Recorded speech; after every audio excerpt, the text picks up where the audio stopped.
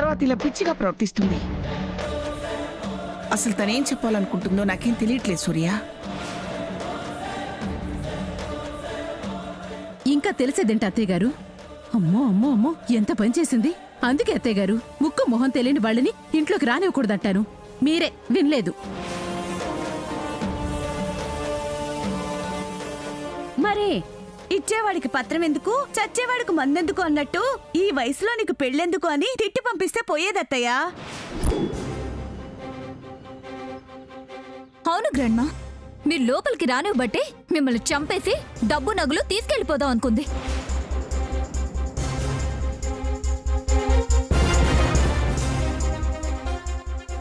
ఇంకాపు. Chance దొరికితే lead తీసుకోవాలనుకోకు. ప్రతిదానికి నీ బుద్ధులతో ముడిపెట్టకు. ఇప్పుడు నేనంత తప్పుగా ఏమన్నానని సూర్య నన్ను తిడుతున్నా? కళ్ళ ముందు కనిపిస్తున్న దానికేగా మాట్లాడుతున్నాను. అసలు ఆవిడ ఎందుకు వచ్చారో, ఏం చెప్పాలని వచ్చారో తెలియకుండా నిందలు వేయడం తప్పు. అది కాదు. నువ్వు మాట్లాడుకో. ఏమండి, మీరు చెప్పండి, నేను అర్థం చేసుకుంటాను. ఎందుకు వచ్చారు? నేను చెప్తాను.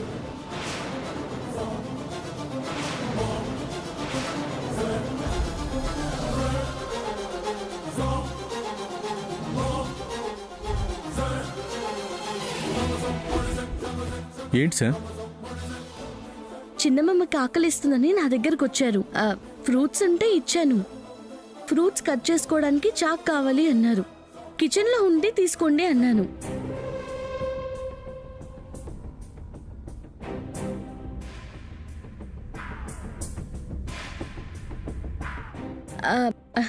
అమ్మమ్మ రూము వీళ్ళ రూమ్ ఎదురుగానే కదా. కత్తి కనిపించుంటుంది, వచ్చుంటారు. ఆ కత్తి తీసుకుంటానని అమ్మమ్మకి చెప్తున్నట్టున్నారు. అంతే కదా చిన్నమ్మమ్మ? ఓ అదే, దానికెందుకు ఇదంతా చేయడం? కొత్త కదా, చెప్పకుండా తీసుకెళ్తే ఏమనుకుంటారు అని. మేము అలా అనుకునే మనుషులం కాదు రాదమ్మా. ఇలా అర్థం కాకుండా చేస్తేనే వేరే విధంగా అనుకుంటాం. సరే, ఇక వెళ్ళు. పద చిన్నమ్మమ్మ, రా.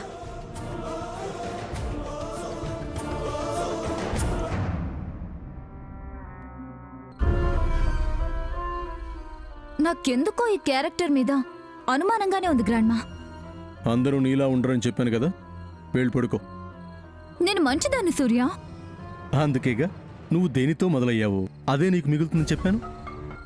నువ్వు చెప్తే జరుగుతుంది సూర్య. 100% జరుగుతుంది. వెళ్ళి పడుకో. సరే, మీరు వెళ్ళండమ్మా.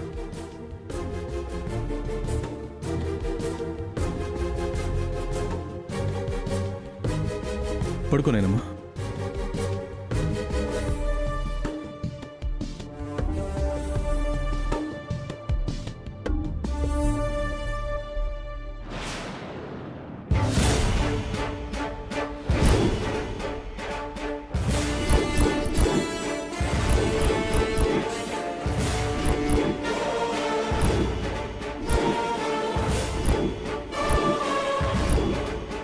రంగడు, నీకు చెప్పిందేంటి, నువ్వు చేసిందేంటి? ఎందుకు ఇంత పిచ్చిగా ప్రవర్తించా? ఏమైందమ్మా? ఏం చేశాడు? డైరెక్ట్ గా అమ్మమ్మ రూమ్కి వెళ్ళి నిజం చెప్పడానికి ప్రయత్నించాడు చింతాతయ్య. ఏంటమ్మా నువ్వు చెప్పేది? అవును చింతాతయ్య, రంగడు చెప్తుంది అమ్మమ్మకి అర్థం కాకపోవడంతో కత్తి తీసుకొచ్చి చక్రధర్ నన్ను పొడిచాడు. చక్రధర్ తాతయ్య పీక నొక్కి చంపేశాడని ఆవిడికి అర్థం అవ్వాలని యాక్ట్ చేసి చూపించాడు.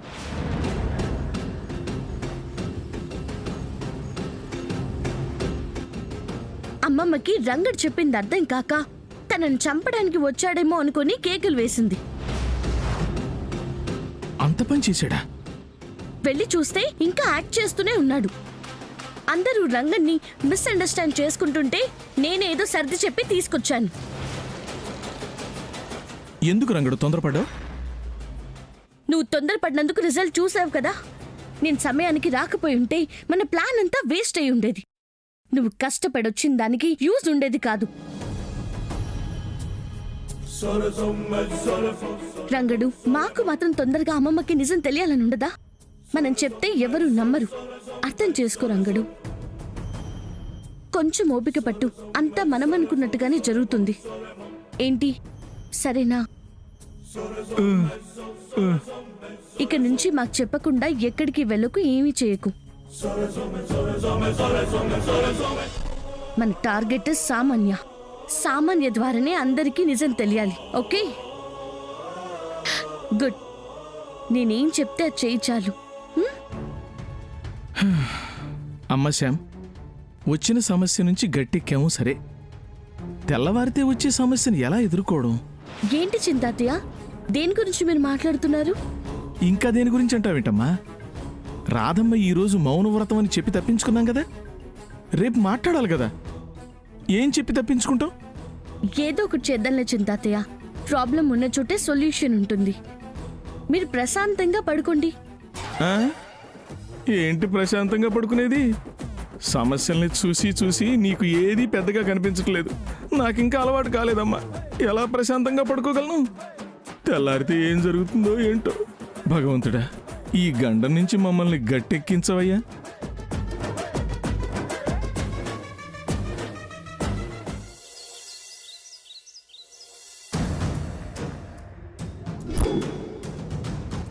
సూర్య పెళ్లి దగ్గర పడుతుంది కాబట్టి ఈ 7 దీపావళిని ఎప్పుడూ చేసుకున్నంత గ్రాండ్గా చేసుకోవాలి.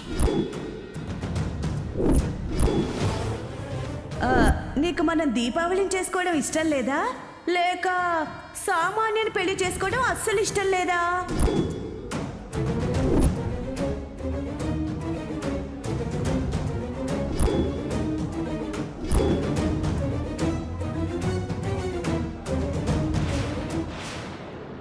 సూర్య, సూర్య,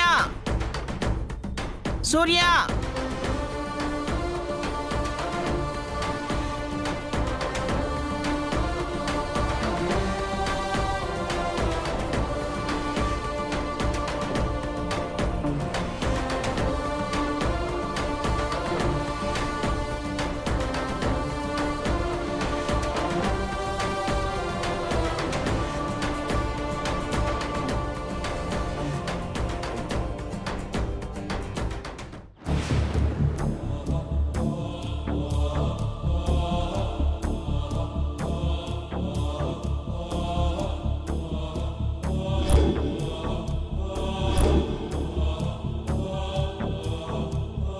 చెప్పు నాన్నమ్మా. ఈ 7 దీపావళిని గ్రాండ్గా చేయాలని నీకు చెప్పాను, గుర్తుందా? గుర్తుంది నాయనమ్మా. గుర్తుంటే సరిపోదురా, అందరితో కలిసి సంతోషంగా పండగ చేయాలని అనుకోవాలి. ఆ ఉద్దేశం నీకుందా?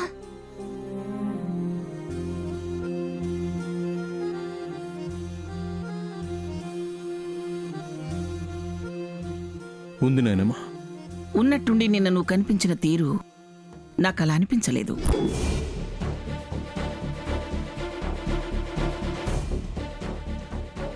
అందుకే సూర్య, మళ్ళీ అడుగుతున్నాను, ఇప్పుడు చెప్తున్నాను, పెళ్ళనేది బొమ్మలాట కాదురా. తీసుకున్న నిర్ణయానికి నువ్వు కట్టుబడి ఉండాలి. ఏది ఎలా జరగాలనుంటే అలా జరుగుతున్నాయనమ్మా. విధి రాసిన రాతను ఎవ్వరం తప్పించలేం కదా. తప్పిపోయిన ముప్పుని తిరిగి పొందాలనుకోవటం కూడా తప్పే అవుతుంది సూర్య. తప్పుల్ని మనోడు ఎప్పటికీ చేయండి ఆయనమ్మా. సరే, చెయ్యవని అనుకుంటున్నాను, చూద్దాం. సరేరా, ఎల్లుండే దీపావళి. ఈ 2 రోజులు ఆఫీస్కి వెళ్ళొద్దు. మన వంశానికి ఉన్న ఆచారం ప్రకారం నరకాసురుని వధతోనే దీపావళి పండుగ ప్రారంభం కావాలి. మీ తాతగారున్నప్పుడు అన్నీ ఆచారం ప్రకారమే జరిగేవి. ఆయన పోయాక వాటిని నేను మర్చిపోయాను. ఎంతో కొంత దానివల్ల కూడా ఈ ఇంట్లో ఇంత అశాంతి కలిగిందని నేను అనుకుంటున్నాను. అందుకే సూర్య, ఈ సంవత్సరం నుంచి మనం వదిలిన ఆచారాన్ని మళ్ళీ ప్రారంభించాలి.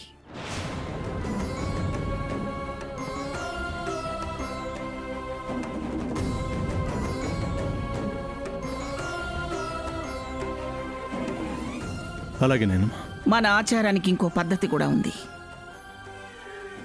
నరకాసురుణ్ణి వధించే వ్యక్తి ఈ ఇంటి వారసుడి భార్య అయి ఉండాలి.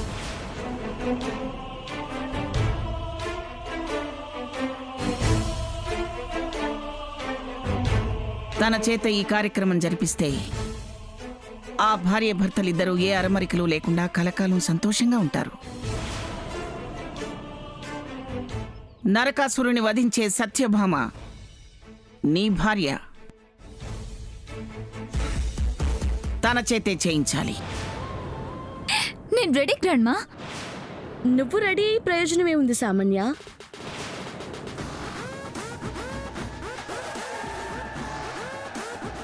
అమ్మమ్మ చెప్పింది సరిగా వినలేదా? ఈ ఇంటి వారసుడి భార్య నరకాసుడిని వధించాలి అన్నారు. అంటే ఆ హక్కు నీకు కాదు, నాకు.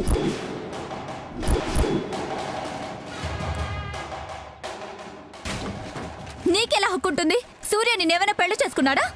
జీలకర్ర బెల్లం పెడితే పెళ్ళైపోయినట్టేనని గొప్ప గొప్ప వాళ్ళు చెప్పినప్పుడు విన్నావు కదా.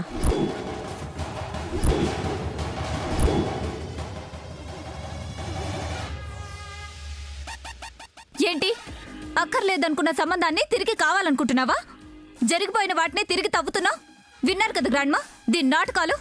నోటు రాసి మీకు మాటిచ్చి సందు దొరికింది కదా అని మళ్ళీ డ్రామాలు ఆడడానికి సిద్ధమైంది. చూస్తున్నాను. ఏం సమంత, నువ్వేం చేసినా మాటలతో సరిపెట్టుకుని ఊరుకుంటున్నానా? నాకిచ్చిన మాటనే నా ఎదుటే తప్పాలని చూస్తావా? అలా ఏం కాదమ్మమ్మా. మాట్లాడకు. నా మనవడితో ఏ సంబంధం లేదని చెప్పేశావు. అలాగే ఉండు. లేని భార్య హోదా ఉందని చెప్పి మళ్ళీ కలవాలని ప్రయత్నించకో. నరకాసురుని వధించేది సామాన్యే.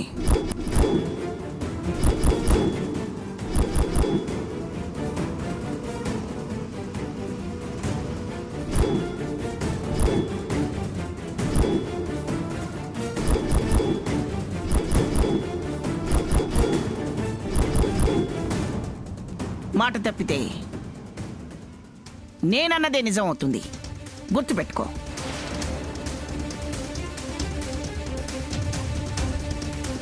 నానమ్మ, నువ్వన్నది మర్చిపోకూడదు కదా. నువ్వన్న మాట తప్పకూడదు కదా. ఏమిట్రా నువ్వు అనేది? నేనే మాట తప్పాను? మనకున్న ఆచారం ప్రకారం నా భార్య చేతనే కదా నరకాసుడి వధ జరిపించాలని చెప్పావు. నా భార్య అంటే శ్యామే కదా.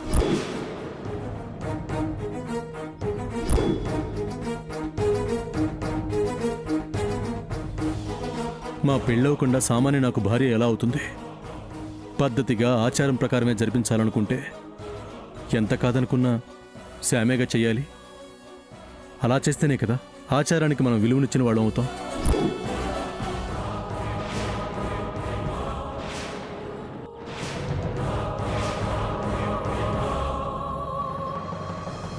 ఎన్నో ఏళ్ల తర్వాత చేస్తున్నాం. మళ్ళీ చేసిన దాంట్లో లోటుపాట్లు ఉండకూడదు కదా నాయనమ్మా. నాన్న సూర్య, లోటుపాట్లనేవి ఏముండవులే. సామాన్యకి నీకు నిశ్చితార్థం అయిపోయింది. నిశ్చితార్థం అయినా కూడా సగం పెళ్ళైనట్టే కదా. ఇప్పుడు తను నీకు భార్య కిందే లెక్కరా. కాబట్టి సామాన్య చేతుల మీదుగా నరకాసురుడి వధ చేయొచ్చు.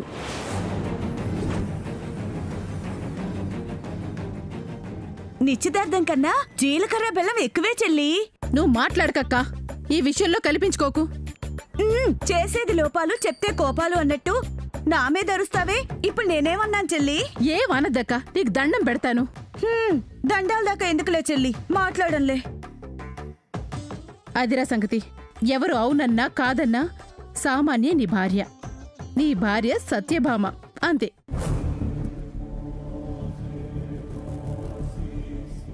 ఇదే జరుగుతుంది. జరగాలి.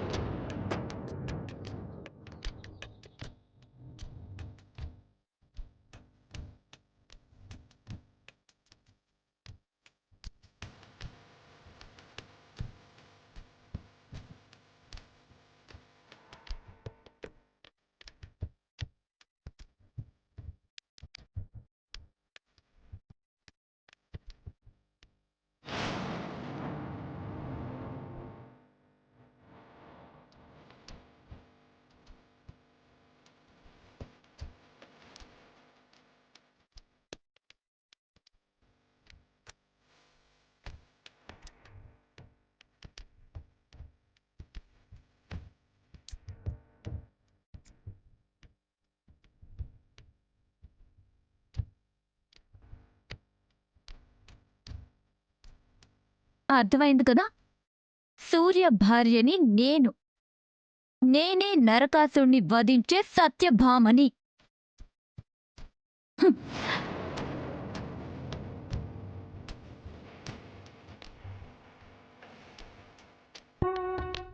శామ్, ఎవరేమన్నా ఏం చేసినా నా భార్యవి నువ్వే. నీకు అండగా నేనుంటాను. ఆ రాక్షసుడి చావుతో మనకు పట్టిన పీడ వదలాలి. నరకాసురుణ్ణి వధించే సత్యభామవి నువ్వే కావాలి.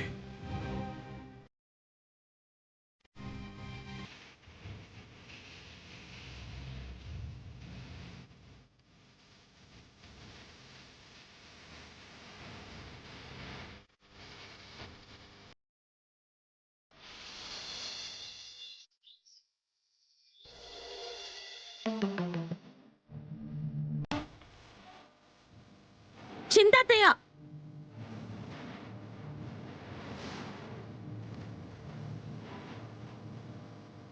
చింతాతయ్య, ఏంటమ్మా పిలిచావు?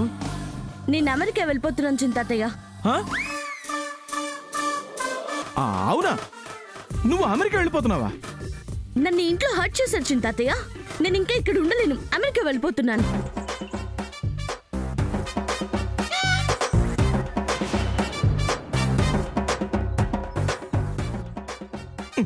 కాసేపు ఉండమ్మా. ఎవరు నిన్ను హత్య చేశారు? ఏమని చేశారు? నన్ను నరకాసును వధ చేయొద్దని కఠినంగా మాట్లాడరు చింతాతయ్య.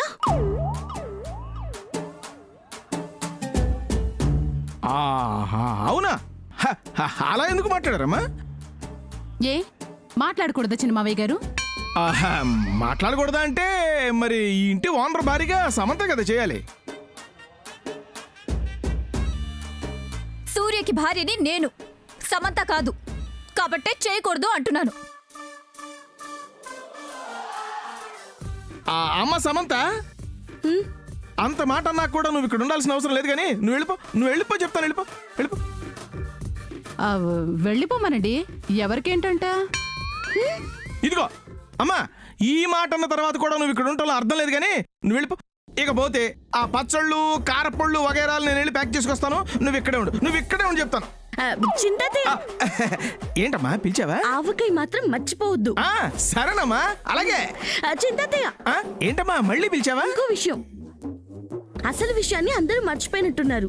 గుర్తు చేయకపోతే మళ్ళీ చెప్పకుండా వెళ్ళిపోయింది అంటారు. అమ్మమ్మ, అసలు మాట అసలు ఆపవద్దు, మనకొద్దు. చెప్పేసి. విషయం ఏంటో చెప్పకుండా మాకెలా తెలుస్తుంది? ఇప్పుడు ఇప్పుడు గనక ఇక్కడి నుంచి గనక నేనుండకుండా గనక అమెరికా వెళ్ళిపోతే గనక దీపిక వస్తే గనక ఎవరికి ప్రాబ్లం గనక?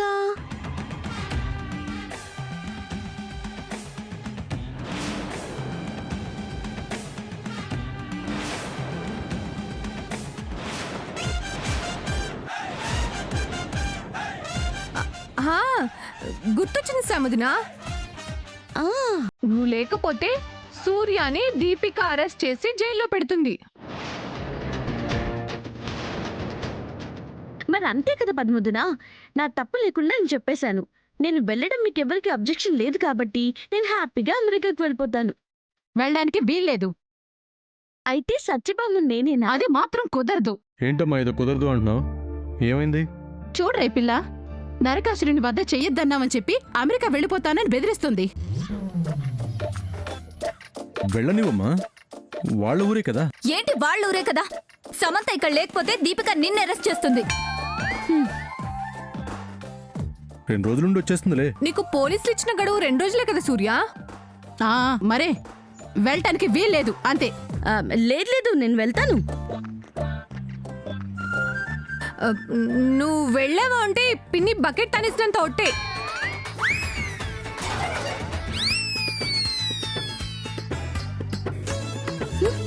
పద్మదున, నువ్వు వెళ్ళొద్దు సముద్న. సూర్య కోసం కాకపోయినా ఇదిగో పిన్ని కోసమైనా ఉండు. ఒట్టుతో నన్ను కట్టుపడేసావు పద్మదున. అయితే నువ్వు ఉంటున్నట్టే కదా.